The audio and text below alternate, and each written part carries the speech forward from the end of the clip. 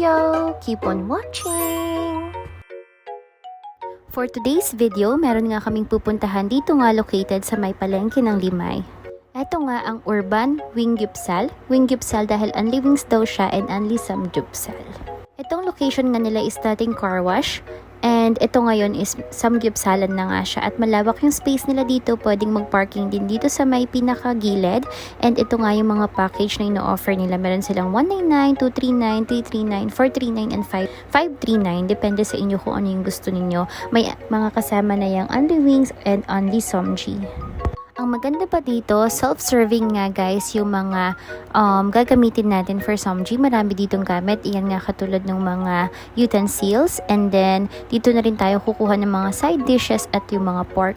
So, dito nga meron sila ditong minatamis na saging, marble potato. So, after nga nila ma-set up yung pwesto namin ito at nag-start na rin kaming kumuha ng mga side dishes and pati yung pork na gagamitin. Ayan, meron din sila dito guys, pipino na merong eto, suka. And meron ditong toge, ginisang toge to.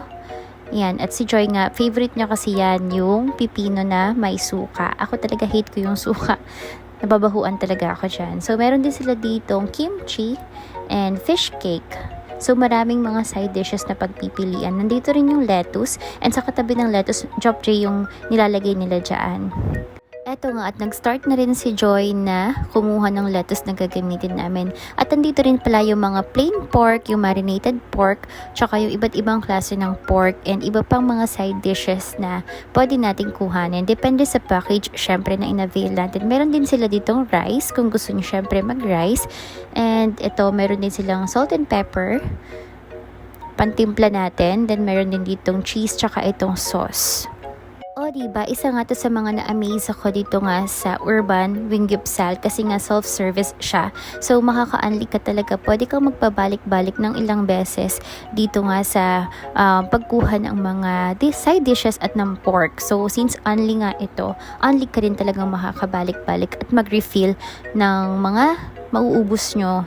And one thing pa na nagustuhan ko dito, sobrang accommodating din ng mga staff. Plus, kapag mauubos na yung mga nakalagay doon sa may mga tray, talagang re-refillan nila agad yun. Kumbaga, unlike sa ibang mga samjihan na kapag naubos na yung nasa bowl mo, is kailangan mo pa silang tawagin para mag-request ulit. Dito, hindi mo na kailangan maghintay. So, kapag naubos na, refillan mo lang agad. And feel free, only siya. Around mga 6:30 PM pa nga lang yan. Pero ito, halos marami na nga ring tao talaga. And halos lahat na nga ng chairs and tables dito is occupied na. Kapag ganito na maraming tao, nag-extend sila ng tables and chairs doon naman sa may baba, sa may pinaka-parking. Ang maganda pa dito, meron din palang restroom dito guys. Plus, yung meron sila ditong sukatan kapag 3 feet ang bata is free. Kapag 4 feet and below, 50% naman siya. Pinagbigyan ko nga ang asawa ko dito mag-somji dahil nga nag-crave siya. Plus, meron din kasi akong kasalanan. So, since wala akong pasok kagabi, naka-holiday kami, from 6 PM up until 7 AM nga kaninang umaga, tulog ako. So, nagutom daw siya, hindi ko daw siya napaglutuan ng pagkain. Kaya naman, eto, syempre, pagbibigyan na natin ng cravings ng ating asawa. Since pareho nga kaming graveyard shift, pero nga, siya lang yung pumasok kagabi. Kaya nga ito, meron nga akong kasalanan sa kanya at nagutom daw siya. Hindi ko siya napaglutuan and nabisi rin kasi siya sa mga ginagawa niya kagabi. Kaya naman, hindi siya nakakain ng ayos. Kaya naman, ito, babawi tayo syempre. Pagbigyan natin ng cravings ng ating asawa, hindi lang dapat ang mga babae ang pinagbibigyan. Plus, meron nga kaming saling pusa dyan dahil nga sinama namin si Joy. Dahil alam nyo ba yung batang to guys? Parang napakadalang niya talaga makapag-somji. Kaya naman ito, pinasulit ko talaga sa kanya itong only samgyupsal na worth 199 nga in-avail namin.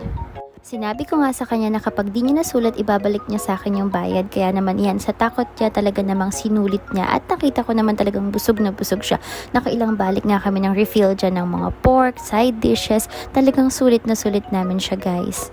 At dahil nga yung pwesto ni Joy is mas malapit doon sa refillan, siya nga yung taga-refill ng mga nauubos namin habang ang asawa ko naman ang nag-iihaw. At ako, syempre ito, taga-kain.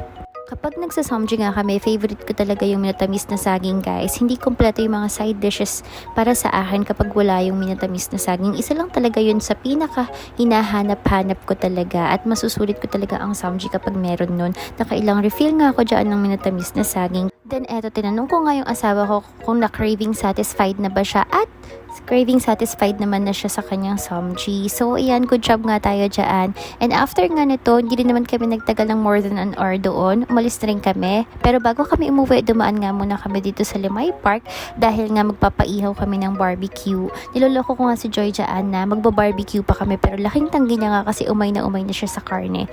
So ito nga, bibilan lang namin si ate na nagki-crave. Ipapasalubong namin, nagpabili kasi siya. Tapos itong bata na to, tuwan-tuwa. Dahil nga nakalibre siya ng Coke kay Ate Rose, o diba? Sabi ko sa'yo, ayaw mo kasi akong bilan eh. Sakit? Hindi nakingi ako. Oo. That's all for today. Thank you for watching. Bye!